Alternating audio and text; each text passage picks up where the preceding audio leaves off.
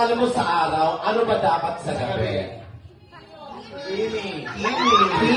Dapat bakla na. Dapat babae lang. Kimi. Para naman ang 80 pounds. Ito mukhang kargador eh. Kalpasarado. Babae pero... Hindi. Ang pangalan, yung totoo, Dodge. Pag bakla, Daga. Akala ko tagul. Diyosa daw, Diyosa. Si Diyosa. Mamaya gamitin niyo, magpakilala kayo isa-isa ha. Yun ang gagamitin niyo yung baklang pangalan. Huwag din, alimutan niyo na yung pangalan ninyo. Ang pangit na bakla.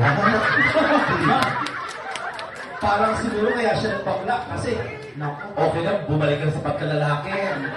Hindi ka namin tanggap. Ang pangalang tunay ay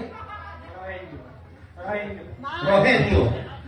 Yan yung guard na. Ito yung guard na hindi ako pina-CR.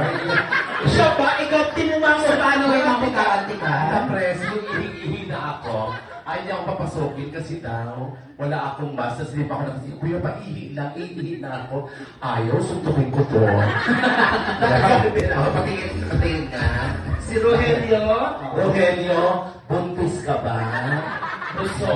Mas malaki yung puso kaysa sa harapan eh. Ikaw ba may asawa? Ay, akala. Ayun, si Missy.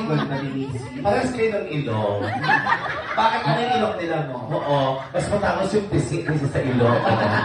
Yung ilok na pa. May anak na ba kayo? Kamukha mo. Bakit patamukha niya mo? Kawawa yung bata. Ito lang gano'n?